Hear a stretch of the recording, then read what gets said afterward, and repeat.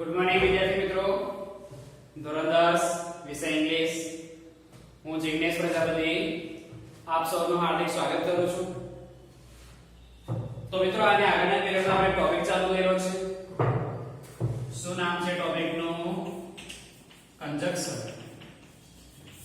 શું નામ છે મિત્રો ટોપિકનું? કંજક્શન. અને આ કંજક્શન એટલે શું મિત્રો? સંયોજક. કંજક્શન એટલે શું મિત્રો? સંયોજક. તો મિત્રો તમને લોકોને એક્ઝામ ની અંદર 3 માર્ક્સ નો ટોપિક પૂછાય છે. આ રીતે તમને 3 સવાલ આપેલા હશે. કાઉસમાં એના કંજક્શન મતલબ કે ઓપ્શન આપેલા હશે અને એના પરથી મિત્રો તમારે આખું વાક્ય બનાવવાનું છે. સવાલ આપ્યો હશે, કાઉસમાં 3 ઓપ્શન આપ્યા હશે અને એના આધારે શું બનાવવાનું છે? આખું વાક્ય. ચાલો 1 નંબરનું વાક્ય જોઈએ આપણે. Neha is dancing. શું લખ્યું છે મિત્રો? Neha is dancing. બીજું Geeta is dancing. શું લખ્યું છે મિત્રો? Geeta is dancing. નેહા નાચી રહી છે, ગીતા નાચી રહી છે. ચાલો શું લખ્યું કૌંસમાં? and or અને but. શું લખ્યું છે મિત્રો? and or અને but. હવે મિત્રો આ વાક્યનું ગુજરાતી કરવું તો શું બોલીએ? નેહા અને ગીતા નાચી રહી છે. શું બોલા મિત્રો? નેહા અને ગીતા નાચી રહી છે. તો શું આવશે? નેહા એન્ડ ગીતા. હવે એક નામ હતું એટલે મિત્રો is આવ્યું. એક નામ હતું એટલે શું આવ્યું? is. અહીં કેટલા નામ થઈ ગયા? 2. તો શું થઈ જશે મિત્રો? આ. અને ડાન્સિંગ નું પેટર્ન શું રાખશું આપણે? ડાન્સિંગ. બરાબર છે? ચાલો શું વાક્ય બન્યું? Neha and Geeta are dancing. Okay મિત્રો? 2 નંબરનું વાક્ય. ચાલો Meera is not well. Meera ને મજા નથી, મતલબ કે મીરાને સારું નથી. Meera is not well. મીરાને સારું નથી. She will not come to school. તેણી શાળાએ આવશે નહીં. She will not come to school. તેણી શાળાએ આવશે નહીં. મીરાને સારું નથી, તેણી શાળાએ આવશે નહીં. But therefore yet. શું લખ્યું છે મિત્રો? But therefore yet. બોલો શું બોલજો? મીરાને સારું નથી, તેથી તેણી શાળાએ આવશે નહીં. બોલો મિત્રો શું બોલા સાચું વાક્ય? તો કે મીરા is not well. પછી શું લખાશે જવાબમાં? therefore. જવાબમાં શું લખાશે મિત્રો? therefore she will not come to school. Okay મિત્રો? તો છે Meera is not well, therefore she will not come to school. Okay? ત્રીજું વાક્ય. Samir was ill. શું લખ્યું મિત્રો? Samir was ill મતલબ કે સમીર બીમાર હતો. He appeared. appeared એટલે આવ્યો. for exam પરીક્ષા માટે આવ્યો મતલબ કે તેને પરીક્ષા આપી. તો કોઈ વ્યક્તિ બીમાર હોય તો એને પરીક્ષા આપવી જોઈએ નહીં. કોઈ વ્યક્તિ બીમાર હોય તો એને પરીક્ષા આપવી જોઈએ નહીં. તો અહીં એવું કહે છે કે મિત્રો સમીર બીમાર હતો, પરીક્ષા આપી ને. તો શું બોલાશે મિત્રો? વિરોધાભાસમાં yet. વિરોધાભાસમાં શું બોલાશે મિત્રો? yet.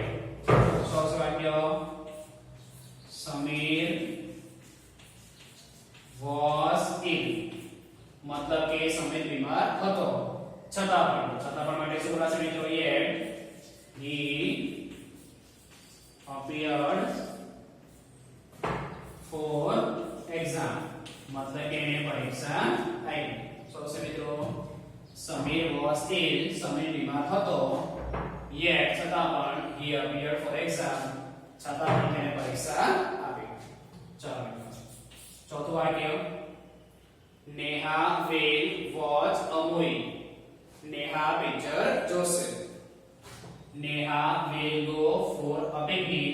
નેહા પિકનિક માટે જશે. તો મિત્રો એક સાથે એક વ્યક્તિ બે ક્રિયા ન કરી શકે. પિક્ચર જોવાની ક્રિયા થઈ શકે તો પિકનિક પર ના જવાય, અને પિકનિક પર જવું હોય તો પિક્ચર જોવાની ક્રિયા થઈ શકે નહીં. એક સાથે એક વ્યક્તિ બે ક્રિયા કરી શકે નહીં. જો નેહા પિક્ચર જોશે તો પિકનિક પર નહીં જાય, અને પિકનિક પર જશે તો પિક્ચર જોશે નહીં. શું લખ્યું છે કૌંસમાં? આઈધર ઓર નાઈધર ઓર. તો આઈધર ઓર મિત્રો ક્યારે આવે કે જ્યારે તમારું વાક્ય હકાર હોય.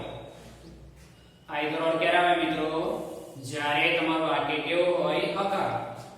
અને અહીંયા લખ્યું છે મિત્રો નાઈધર ઓર. તો નાઈધર ઓર ક્યારે આવે? જ્યારે તમારું વાક્ય નકાર હોય. બોલો, આ વાક્ય તમે ધ્યાનથી જોશો તો હકાર લાગે છે કે નકાર લાગે છે? તો કે હકાર. અને હકાર વાક્ય હોય એટલે શું આવશે મિત્રો? આઈધર ઓર. બરાબર છે? તો આપણે શું લખીએ કે નેહા મૂવી જોશે અથવા પિકનિક પર જશે. તો બંનેમાં જો મિત્રો આટલું વાક્ય સેમ છે. નેહા will. ઓકે, એ વસ્તુ આપણે એક વાર લખશું. બોલો શું આવશે? નેહા will. પછી શું લખવાનું મિત્રો? આઈધર. બોલો પહેલો ઓપ્શન કયો છે? Watch a movie. પહેલો ઓપ્શન કયો છે મિત્રો? Watch a movie. આઈધર લખું. હવે શું લખશું? ઓર. બોલો બીજો ઓપ્શન કયો છે? Go for a picnic. બીજો ઓપ્શન કયો છે મિત્રો? Go for a picnic. Okay, Neha will either watch a movie. Neha picture જોશે અથવા ઓર go for a picnic. Picnic માટે જશે. ચાલો પાંચમું વાક્ય, please water the plants. શું લખ્યું છે મિત્રો? please water the plants. મહેરબાની કરીને છોડને પાણી આપો. they will die. તેઓ મરી જશે. મહેરબાની કરીને છોડને પાણી આપો, તેઓ મરી જશે. તો શું બોલાય મિત્રો? મહેરબાની કરીને છોડને પાણી આપો, નહીંતર તેઓ મરી જશે. અધરવાઇઝ શું બોલાય મિત્રો? નહીંતર. ચલો શું બનશે આપણું વાક્ય? તો કે પ્લીઝ વોટર ધ પ્લાન્ટ્સ. શું બોલાશે મિત્રો?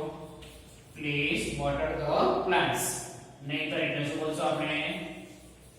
Otherwise they will die.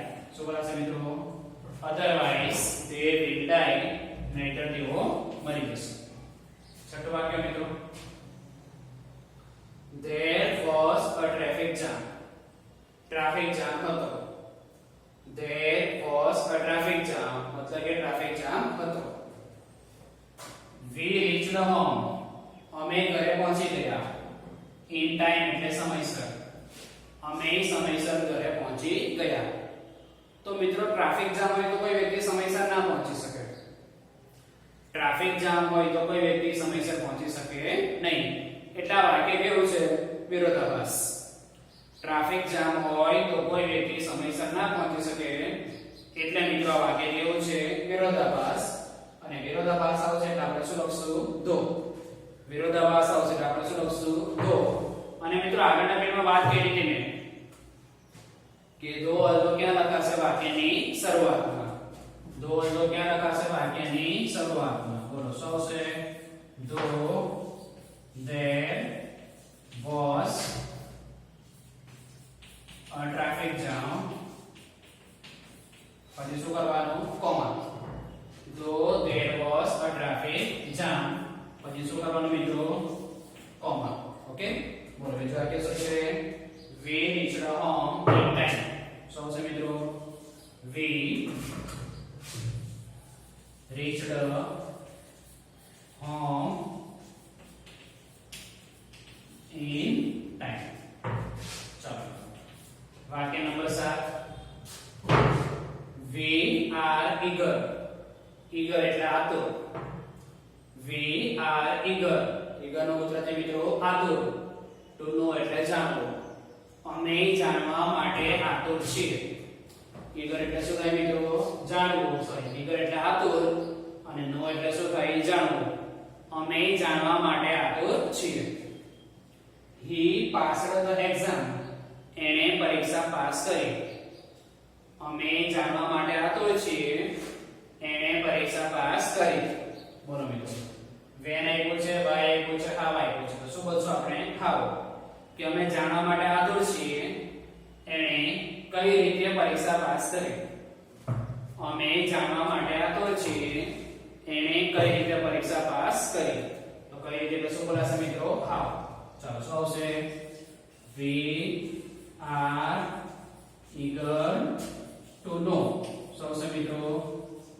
we are eager to know. ચાલો કઈ રીતે તો શું આવશે? હાવ. કઈ રીતે તો શું આવશે મિત્રો? હાવ he passed the exam. અમે જાણવા માટે આતુર છે એણે કઈ રીતે પરીક્ષા પાસ કરી. તો શું છે મિત્રો? we are eager to know how he passed the exam. Okay, ચલો. રીતિ told me. રીતિએ મને કહ્યું. રીતિ told me. રીતિએ મને કહ્યું. Dhruvi had got good marks. ધ્રુવીના સારા માર્ક્સ આવ્યા હતા. રીતિ told me. રીતિએ મને કહ્યું ધ્રુવીના સારા માર્ક્સ આવ્યા હતા. so એટલે તેથી, therefore એટલે તેથી અને that એટલે તે.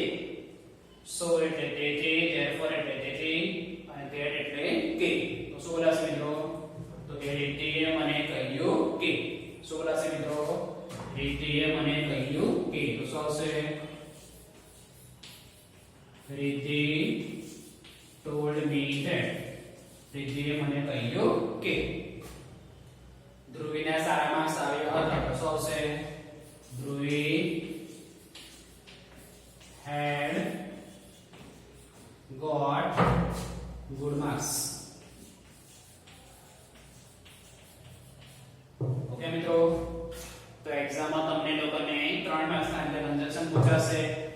કાઉન્સમાં ઓપ્શન આપેલા હશે, એને ધ્યાનથી વાંચવાના. અને કન્જક્શન વાળો શબ્દ આગળ લખવાનો છે કે વચ્ચે, ખાસ ધ્યાન રાખવાનું. અને એના આધારે વાક્ય લખવાના. ઓકે મિત્રો, હવે તમારે નોટમાં કઈ રીતે લખવાના છે? તો કે સવાલ લખવાનો, કાઉન્સમાં 3 ઓપ્શન લખવાના અને એની નીચે જવાબ લખવાનો છે મિત્રો. એક સવાલે જવાબ લખાઈ જાય પછી એક લીટી છોડી દેવાની, પછી બીજો સવાલ અને જવાબ લખવાનો, પછી એક લીટી છોડી દેવાની, ત્રીજો સવાલ અને જવાબ. ઓકે મિત્રો, દરેક વિદ્યાર્થી એ રીતે લખશે. Okay, good bye.